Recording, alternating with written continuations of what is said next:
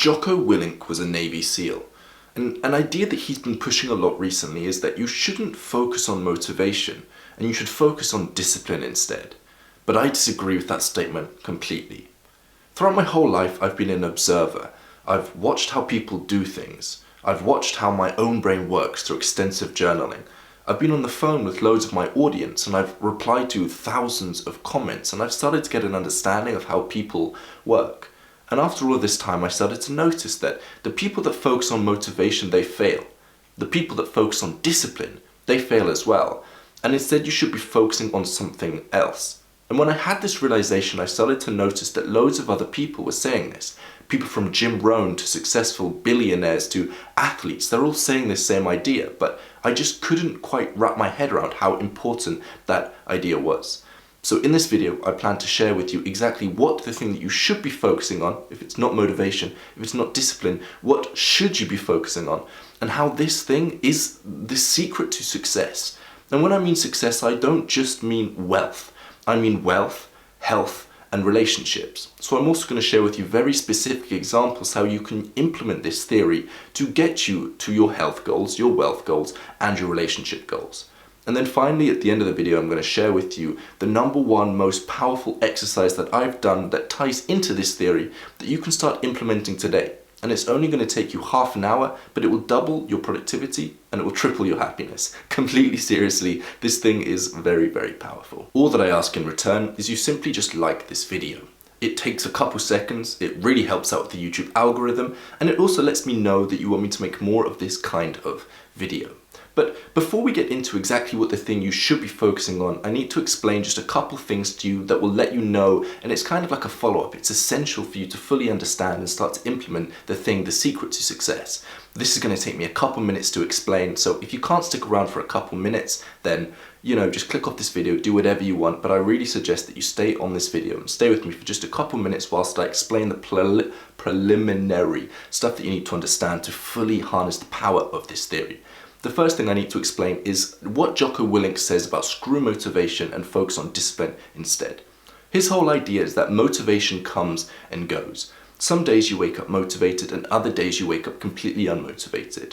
And because it's so unreliable, you should never focus on it when you want to achieve your goals. If you just focus on motivation, then yeah, some days you're going to be getting closer towards your goals, but other days you're not going to be doing anything at all. And you've probably seen this in your own life. You've set yourself a big goal and you're really excited to get towards that goal and you rush at it, you do everything it takes to get towards that goal.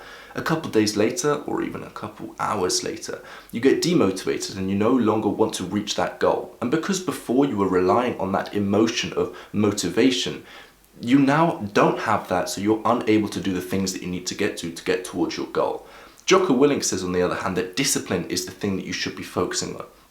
He says that discipline doesn't come and go. Discipline is consistent. It's something that can be trained and it's something that you can be built up over time. And I completely agree with that. Discipline is better than motivation because, again, discipline you can gain a muscle of. You can improve the skill of discipline and you can use it a lot more reliably than motivation. The next thing I need to explain is the path of least resistance. And this explains why I don't think you should rely on discipline either. The path of least resistance is something that I learned in physics a couple of years ago back in GCSE. More than a couple of years ago actually, but anyway. What that explains is that in general, things take the easiest route. They take the path of least resistance. And the example that they used in my lectures, in my lessons, was electricity. Electricity will always take the path of least resistance. The example I'm going to use in this video is water, because I think it's a little bit more visual. Imagine a stream of water. It goes where there's an empty flow. Just like in a drain pipe, you have the drain, the water flows through the drain. And it flows the way that it does because of the path of least resistance. It doesn't try and go through the plastic. It goes the way that the drain is designed for it to go because, of course, it's easier for it to go through air than it is for it to go through plastic. It goes the easy way always. And this is the exact reason why wolves became dogs. Because ages ago, when wolves would go out and hunt, they'd have to run for miles and miles and miles to catch their prey. Then animals started training them, and humans started training the wolves. The humans would just give the wolves their scraps, whatever was left over. And the wolves recognized that it was easier to take the scraps of the humans than it was to run and run and run to catch the prey. Eventually, the wolves started relying on the humans to eat They took the path of least resistance. And the example I see again and again is those pigeons. In England, there are pigeons absolutely everywhere. I hate them. They're so annoying, especially the ones that can't hunt for themselves. They walk up to you, they watch you eat, and they wait for you to leave something behind so they can eat it. They recognized that was a lot easier than hunting for themselves, and they took the path of least resistance. And that theory explains exactly why you shouldn't rely on discipline. Because, like motivation that comes and goes, discipline is a finite resource. And there's some people that try to deny this. They say that it's not actually a finite resource. But just try going through life surrounded by temptation, having unhealthy stuff all around you, having all of the things that you don't want to do all around you. It's not going to work. Eventually you will cave in. No matter how much you try to not eat something that's unhealthy, if it's constantly in front of you like this, day in and day out, eventually you will face a time where your discipline, your willpower is down, and you're going to end up doing the thing. It's just like motivation. Discipline is not as reliable as people make out for it to be. And in fact, there's a much easier way for you to do it. And this is actually the secret that I'm talking about. And it's the secret that the athletes and Jim Rohn and Tony Robbins and all of the billionaires use to get to where they want to be. And before I share it with you, what I'm going to do is I'm going to share it with you. Then I'm going to give you the three things, the three applicable steps you need to use to implement it in your health, your wealth, and your relationships. And then, like I said earlier, finally I'm going to share with you the one exercise that's been very, very powerful, shockingly powerful, and completely changed the trajectory of my life. Now, what is the secret that I've been hyping up for so long? And I know that it's been quite a while, but let me just share it with you right now. You change your environment. You don't focus on willpower, you don't focus on discipline, you change your environment. Because when you change your environment, you're able to change where the path of least resistance is. We know that humans and animals, they take the path of least resistance just like a stream does. So if you can make the things that you should be doing easier than the things that you shouldn't be doing, that's where you can get the easy shortcut to success. Let me repeat that one more time, because I really want to hit this home more for me and also for you, because I keep reminding of myself of this. And every time I remind myself of this, the more I manage to up level my life and improve my life again and again and again. If you can make the things that you should be doing easier than the things that you shouldn't be doing, life becomes easy. Now, a specific example of how you can use this to increase your relationship, increase the quality of your relationship. When I grew up, and this is something I'm very, very grateful for my parents for doing, every single mealtime we would sit around the dinner table and we would just talk. There were no TVs, there were no screens or anything. And when I got in my relationship with my current girlfriend, we wanted to do that for ourselves. We recognized that the power of this and how good it was for building relationships, especially when there's a family and everyone's busy. Having a mealtime where everyone comes together and just focuses on the family, it's really, really nice.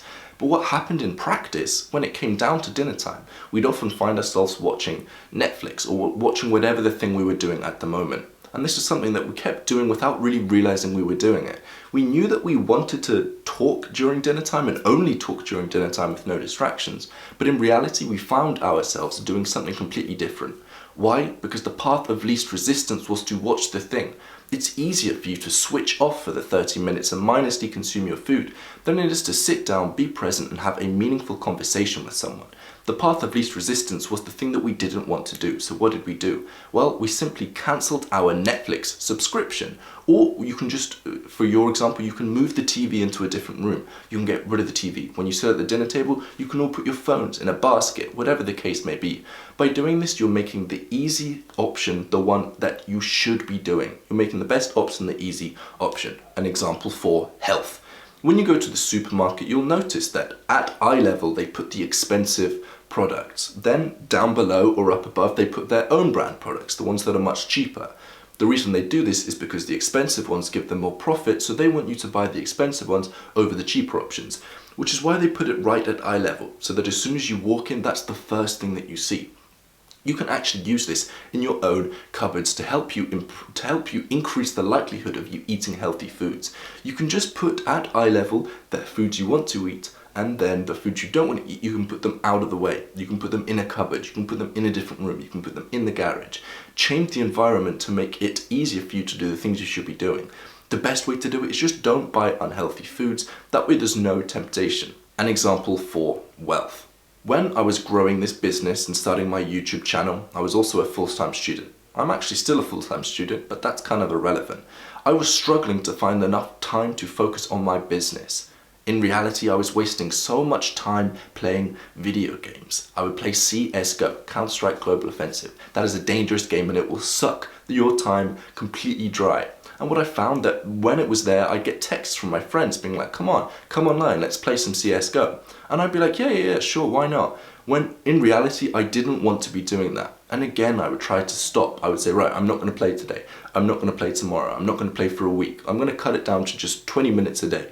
That never happened because the easy option was just to sit there, put my headphones on and play this game for hours straight.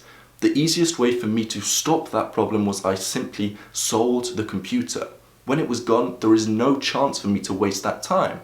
I made the easy option the thing that I should be doing, and that temptation was completely removed. So right now, just think to yourself, what are the goals that I have? And when you identify the goals you have, then think, what do I need to do to get towards those goals? Then when you know what you need to do to get towards those goals, you think, how can I make that thing the path of least resistance? How can I make it easier for me to go to the gym? How can I make it easier for me to jump on a sales call? That way, you don't need motivation to do it. You don't even need discipline to do it. You just do it because it's easier for you to do that thing than it is for you to not do that thing. And as humans, we're wired to do the easy option. So by doing that, you're completely hacking your brain and getting it to do the things that you want to do without any motivation, without any kind of willpower. You don't even have to make a decision. You just do the easier option.